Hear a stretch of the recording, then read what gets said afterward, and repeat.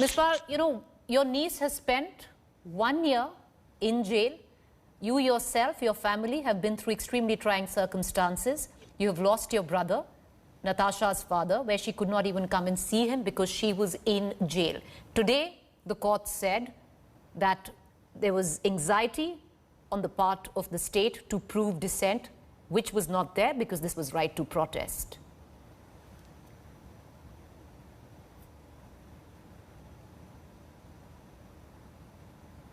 Hello? Ms. Pal, can you hear me? Yeah. Ms. Pal, my first question is, your family has been through a fair amount. You're Natasha's aunt, she's your niece. You've been through a fair amount of tribulation. You've lost your brother. Natasha's lost her father while she was in jail, where she was not even allowed to come and see him while he was in hospital. All of this in context of what the High Court said today. Is it bittersweet somewhere? जी, नताशा की बुआ हूँ मैं, जैसा आपने भी बताया जी। नताशा जब 13 साल की थी तब उसके मदर नहीं रहे, तो ब्रदर ने ही उनकी परवरिश की। और नताशा से पहले अगर मैं कहूँ तो हमारी भी परवरिश जो है भाई साहब ने की, डॉक्टर नारवाल ने की। और उनकी जो सोच थी या वो भी सोशल एक्टिविज्म में विश्वास रखते थे, और उन्होंने अपने स्टूडेंट लाइफ में बहुत सारे इस तरह के काम किए थे और इस तरह के प्रोटेस्ट में वो शामिल रहे थे।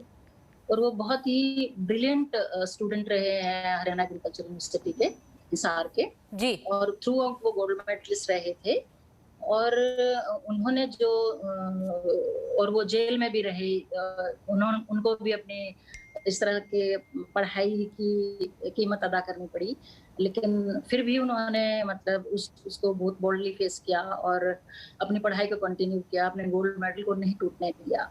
और उन्होंने जो हमारी परवरिश की, हमारी भी उसी तरह से परवरिश की कि सामाजिक सरोकार जो है हमारी जिंदगी के, उनमें शामिल रहना, असमानता के खिलाफ, असंवैधानिक तरीके से जो काम हो रहे हैं उनके खिलाफ आवाज उठाना या अन्याय के खिलाफ आवाज उठाना, वो उस तरह की सीख हमें देके गए हैं।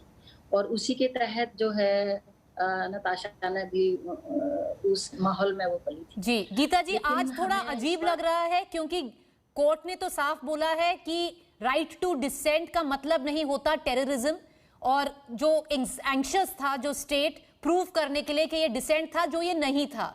पर अजीब लगता है क्योंकि 1.5 महीने पहले ही आपके भाई का देहांत हुआ है, नताशा के फादर का देहांत हुआ है। अगर तब हो जाता, कम से कम नताशा अपने पिताजी से मिल तो सकती थी। हाँ बिल्कुल, इस बात का हमें बहुत अफसोस था कि नताशा भी भाई की तरह बहुत इंटेलिजेंट लड़की है और बहुत ही सोबर किस्म की है, और वो भी कुछ ऐसा नहीं कर सकती है, हमें पता है वो बेकसूर है। और उसको एक बहुत बड़ी कीमत अदा करनी पड़ी कि उसके फादर नहीं थे। अगर वो जेल में नहीं होती तो शायद वो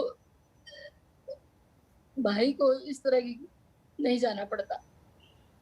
और इवन जिस तरीके से जाने के बाद, क्योंकि नताशा का भाई भी कोविड में था, भाभी थी नहीं, नताशा भी नहीं थी, और वो जिस तरीके से सॉरी जिस परिस्थितियों से जूझते हुए चले गए, वो तो हमें उसका तो हमें अफसोस रहेगा।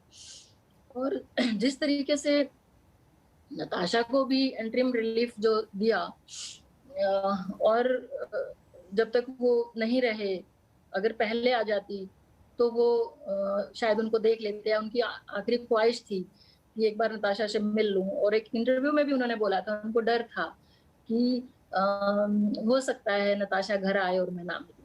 I'm very sorry, Geeta Pal जब ji. Natasha I'm very sorry that you have to go through this. I'm really sorry. I want to, आप मेरे